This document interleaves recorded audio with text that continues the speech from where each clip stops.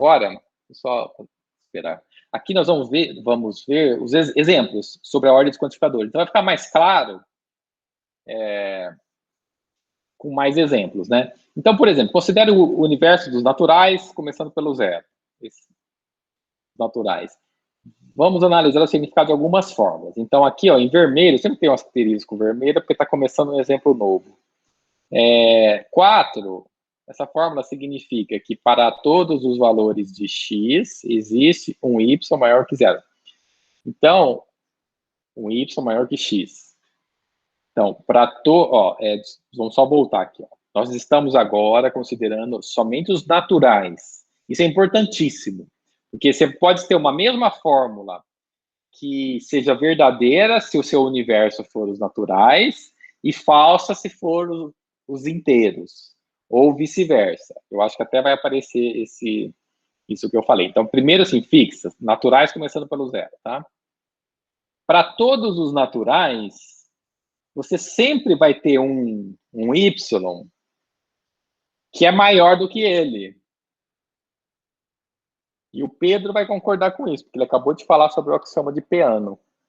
E isso está completamente relacionado com o axioma de Peano, que é a ideia do sucessor, né? Olha lá, ele deu um joia. Então é verdadeiro. Então o quarto é verdadeiro, por quê? Porque para todos os x sempre vai ter um que é maior que ele. Aí eu pergunto, então, até quem quiser responder. E para o infinito, existe além? O infinito e além?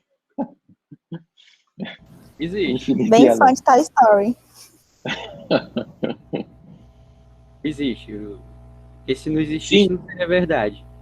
Sim ou não? Sim. Por quê? Então você falou sim. Por quê? Porque ela não é a verdade com parcial. Se ele diz que para todos os x, então de fato é para todos. Se houvesse pelo menos um caso em que não fosse verdade, então seria falso que é para todos os x. Então mesmo... você está falando. Então você está falando que se o x for igual a infinito, então infinito mais 1 é maior do que infinito. É isso que você está falando? Eu estou dizendo que para qualquer x, infinito não é número. Não é quase não que que infinito não é um número ordinal. Então não vale esse negócio de dizer que infinito é diferente de infinito mais 1 ou infinito menos 1, vai continuar sendo infinito. Infinito não é um número. Tá, então vale para o infinito ou não vale para o infinito? Vale para todo o x. Eu não vou dizer que o infinito considerando ele como um número, não. Não porque infinito... Não, também a resposta é sim ou não, tem que ser objetivo. Vale para o infinito, sim ou não? E por quê? Tá, nesse caso eu vou reformular a resposta. Não, porque infinito não é número. Tá, perfeito. Agora você respondeu certo.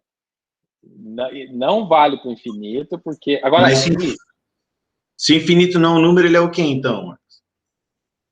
Ele não era número, mas agora ele vai ser número agora. Não é número ordinal. Ele é não, o ordinal tem o ordinal finito e o ordinal transfinito. Então, a gente está acostumado a falar ordinal se referindo ao ordinal finito, mas existe o ordinal transfinito, que nada mais é do que um ordinal infinito. Mas tem essa palavrinha bonita transfinito, porque, não sei, foi o Cantor que inventou e ficou assim. O Aleph zero é o menor infinito que existe. E é um número cardinal, tá? Qual que é o tamanho dele? Ele tem o mesmo tamanho do conjunto dos naturais, tem o mesmo tamanho do conjunto dos inteiros, dos racionais, dos irracionais não. Ele é menor que os irracionais.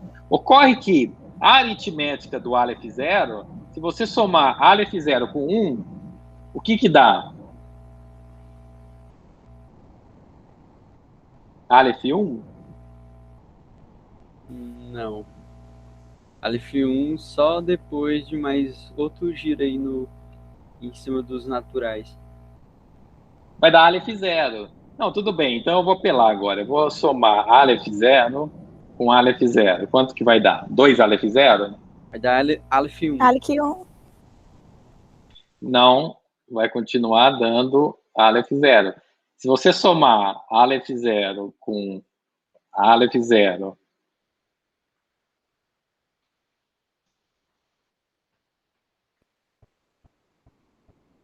Aleph zero vezes, Agora sim vai dar. vai continuar. Agora sim vai continuar dando Aleph zero. Ah, professor. Olha, fica tranquilo. A aritmética desses números infinitos aqui, dá para provar isso fazendo bijeção com conjuntos, tá? Então, dá para provar isso aqui. Ó. Eu só estou apresentando para vocês o resultado, tá? Mas o que eu queria enfatizar é que não vale para... Por isso que ele chama indução finita. Aliás, o Pedro, ele falou um negócio verdade, mas lá no meio tinha um negócio meio obscuro. Quando ele falou, vale para o infinito, a indução. Cuidado, vale para finito. Então, é um negócio meio, assim, é meio obscuro. É verdade, isso, né? É verdade. Chama indução finita, mas eu digo assim, quando a gente fala de finito e infinito, pode ser um número muito, muito, muito, muito grande. Eu entendo o infinito como uma região, né? Tipo, meio que uma fronteira. Dado um certo momento, passa a entrar num universo de números que a gente chama de ele tá lá no infinito. Tá lá na casa do Já sei. Então, mas quem vai estar lá é o Aleph zero. E, na verdade, tem um ômega também, que você pega o conjunto, coloca... O ômega tem o mesmo tamanho do Aleph zero, mas um é cardinal, o outro é ordinal. Eu não sei exatamente explicar a diferença de um e outro, talvez até seja a mesma coisa ou não, eu não sei. É uma dúvida minha já de alguns anos. Os números ordinais referem-se a... Agora foi entre ordinal e cardinal. Os cardinais são para referente à posição. Primeiro, segundo, terceiro, e os ordinais é para contagem. 1, 2, 3. Não, o cardinal é para contagem também. Tanto que você fala na cardinalidade de conjunto. Conjunto finito, cardinalidade significa o número de elementos. O problema é que, tudo bem, eu adoro esse tema. Numerável e infinito não é numerável. É análise mídia. Infinito é numerável e infinito não é numerável. Isso. Tem um infinito enumerável, que é o Aleph zero, e tem um infinito não enumerável, que é o Aleph 1. A partir do Aleph 1. O Aleph 1 é o infinito do conjunto dos reais. O Aleph 0 é o infinito do conjunto dos naturais. Agora, tem uma outra coisa que é chamada ordinal transfinito, que é esse ômega. Você fala, o que é esse ômega? Você vai pegando os naturais e coloca 1, 2, 3. Depois, eu não sei o que falar, né? Mas, assim, ele é o menor... esse carinha, esse ômega, é o infinito, entendeu? Você nunca chega nele, se você vier por aqui. Mas se você puser uma vírgulazinha, você consegue escrever ele, mas chegar nele não consegue. Então, esse é o menor infinito, é o chamado ômega, é o menor transfinito. E esse carinha ele tem uma propriedade linda, que é assim, 1 mais ômega é diferente de ômega mais 1. Porque, deixa eu só lembrar, o 1 mais ômega, se eu não me engano, se eu estiver correto aqui na minha lembrança, ele dá ômega. E o ômega mais 1 é ômega mais 1. É ômega mais 1. É um carinha, porque você está somando...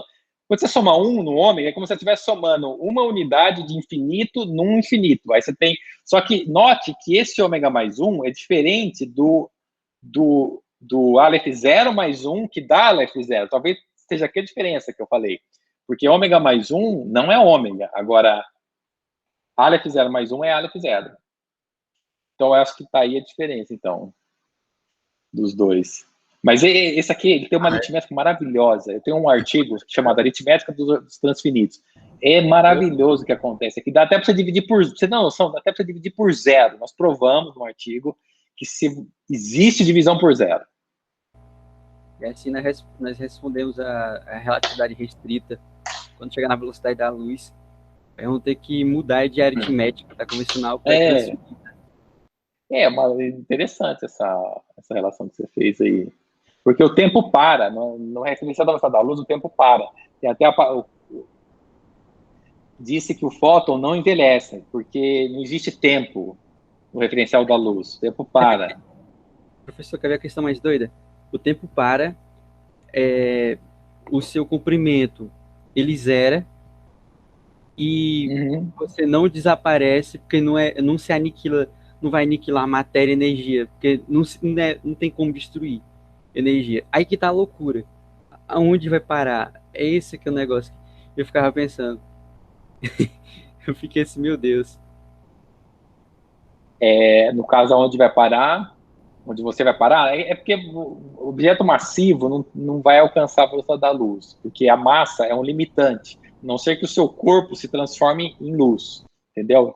Cada átomo do seu corpo se transformar em luz, você consegue alcançar esse estado. Mas com massa, não, massa te segura ali, não deixa você se locomover à velocidade da luz.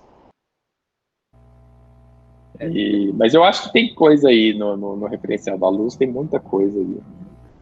Talvez essa aritmética resolva esse probleminha aí. Mas é interessante essa relação que você fez com o referencial da luz, significando talvez os transfinitos. Eu acho que dá para pensar mais a fundo em fazer essa analogia, viu? Olha, só para continuar, esse aqui nós fizemos, é a mesma coisa, x menor que y, x menor que y. Aqui está o para todos, existe. Aqui está o existe e o para todos, tá? Então, com para todos primeiro, ele é verdadeiro. O 7 significa que existe um y em que x é menor que y para todos os valores de x. Então, não existe um natural y mesmo, né? Então, aqui a gente pode complementar com mesmo natural, é porque está implícito, mas é o mesmo natural y para que todos os naturais sejam menores que esse y, não vai ter, porque vai ter natural que é maior que ele, por isso que torna essa proposição falsa. No conjunto dos naturais. Então é importante o conjunto em questão que você está olhando. Agora, é a mesma... Deixa eu ver aqui, peraí. Não, pois é só uma trocazinha. É o mesmo de cima, ó, x menor que y, x menor que y, começa com existe, vai para todos, começa com existe, vai para todos. Só que ao invés de ser yx, começa com x e depois vai para o y. Então é como se você tivesse invertendo aqui enfim, se você mantivesse isso, você inverteria o sinal da desigualdade. Como ele manteve o sinal da desigualdade, ele inverteu as variáveis aqui, né? Então, onde significa que existe um x em que para todos os valores de y, temos que o y é maior que x. Então, existe um x para que todos os y...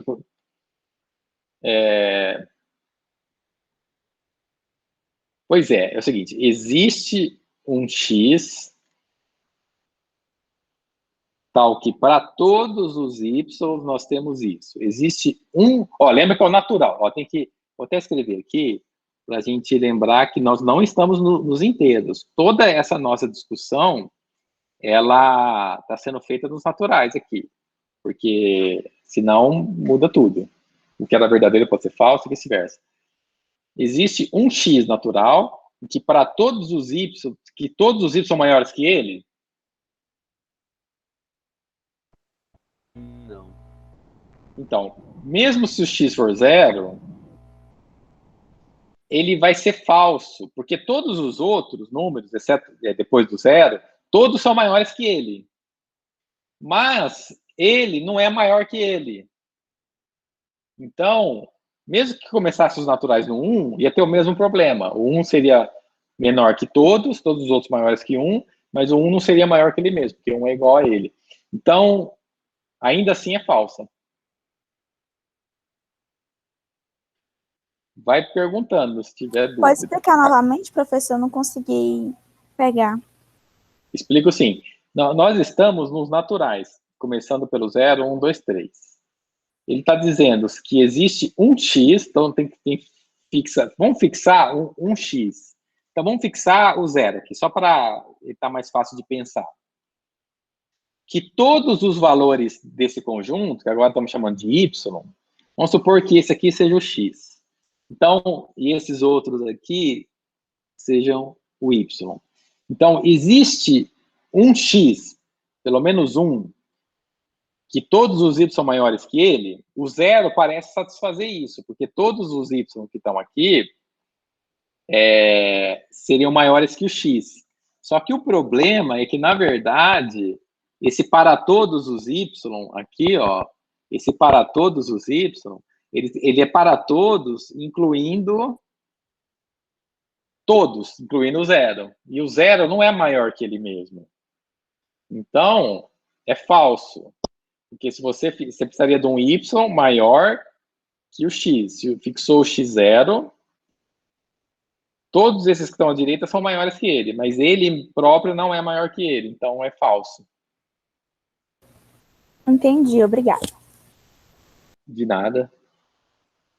Na linha de baixo, ó, ele manteve x menor que y, x menor que y, agora inverteu para todos os y, veio para cá. Ele significa, para todos os valores de y, existe um x, tal que x menor que y. Isso é verdade? Vamos pôr de novo os naturais.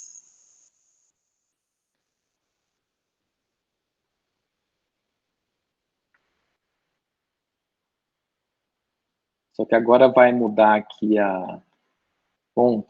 Então, assim, ó.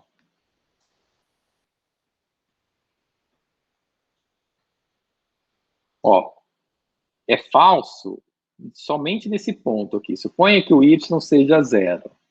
Então, aqui está dizendo assim, que para todos os y, quando você fala todo x ou todo y, você quer dizer todos os elementos daquele conjunto. Às vezes você muda de x para y, você tem que comparar um com o outro. Mas as variáveis são variáveis nesse conjunto aqui. Então, para todos esses elementos y, existe um deles que vai ser sempre menor que o y. Então, se você pegar para o 1, por exemplo, se você pegar para o y igual a 3, isso é verdade, porque vai existir um x que é menor que ele, que é o 2. Se você pegar para o 2, é verdade, porque existe um x que é o 1 que é menor que ele.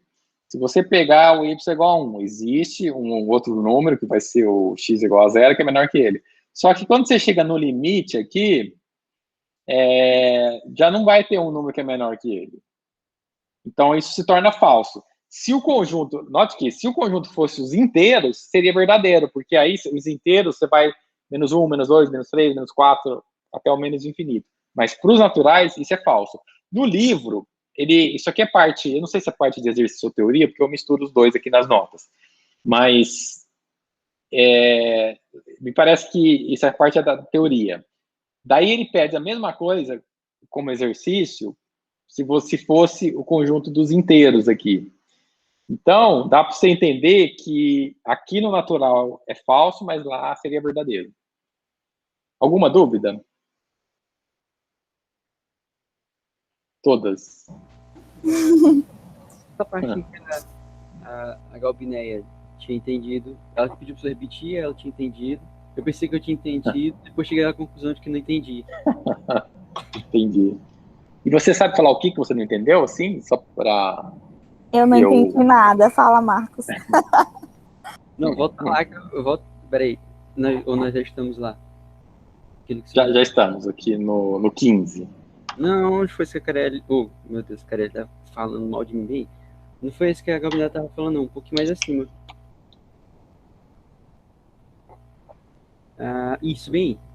Para todo x... Ah, tá. Não, existe um x para todo y em que x é menor que y. Espera, existe um x para todo y em que x é menor que y. Esse aqui é o ponto. Se x fosse 0... Mesmo se x fosse 1, porque não seria para todos os y, porque sempre ele mesmo, ele não é maior nem menor que ele mesmo. Se fosse um menor igual aqui, aí mudava, aí seria verdadeira. Eu ia falar isso aí na hora. Se tivesse um traço ali embaixo, seria verdadeiro. O problema Exatamente. É que, no caso, quando eu já estabeleci um valor para x, y não pode ser x. Pode, aí que tá, isso, aí que tá o ponto. Por isso que é legal você ter falado. Pode sim, quem falou que não pode? Onde tá falando aqui que não pode? Ó, para não poder, sabe como é que teria que estar o símbolo? Muito, muito legal isso que você falou. O símbolo teria que, a fórmula teria que ser assim, existe um x, tal que para todos os y, x menor que y e y diferente de x ou x diferente de y, tanto faz. Essa fórmula aqui essa é verdadeira. Essa azul aqui, ó, deixa eu dar uma destacada. Essa aqui, dentro desse contexto aqui, ó, peraí. Só para não... Dentro do contexto... não precisa do contexto, não. Peraí. Ó, essa aqui é verdadeira. Porque isso que você falou, não pode. Pode sim, para todos, é para todos, inclusive ele mesmo. Por exemplo, às vezes, um dia a gente estava na reunião do colegiado e um professor estava pedindo uma coisa, uma licença que ele pode pedir. Aí foi votar, né? Por exemplo, precisava votar, aí ele falou assim, eu não posso votar. Claro que pode, você é membro do colegiado, você pode votar. Por exemplo, você se candidata a prefeito. Você não vai poder votar, porque e se você votar, você não vai votar em você, você vai votar em você, entendeu? E você vai votar. Então, é para todos, sem distinção. A não ser que tivesse explícito que o Y tem que ser diferente de X. Ah, tá. Isso é que é o bonito, que não dá espaço para ambiguidade. Quando ambiguidade, na verdade, foi nós que não entendemos. Exatamente, perfeito. Isso aí que você falou é muito lindo. Faz coloca na geladeira. Faz um bilhete e coloca na geladeira. Geladeira que eu falo, não dentro da geladeira, né? Com imã.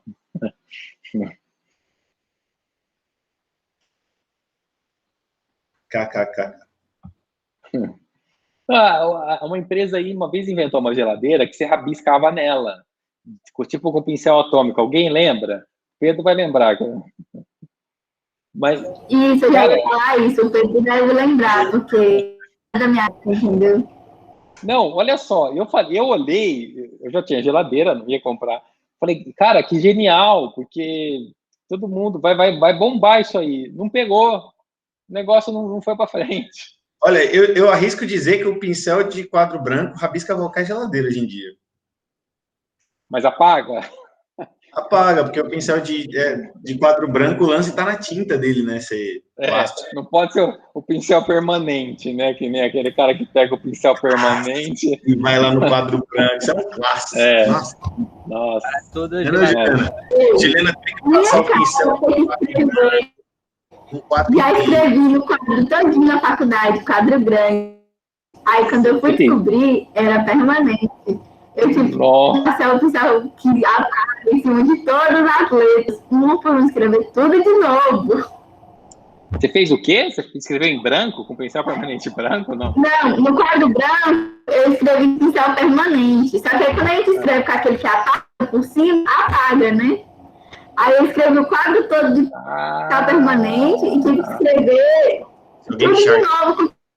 Mas, caramba, você falou um negócio legal. Se você escrever em pincel permanente, depois por cima, rabiscar no que apaga, ele vai apagar o permanente? Sim, ele apaga. Olha, gasta muito, então mais apaga. E vem me aprendendo.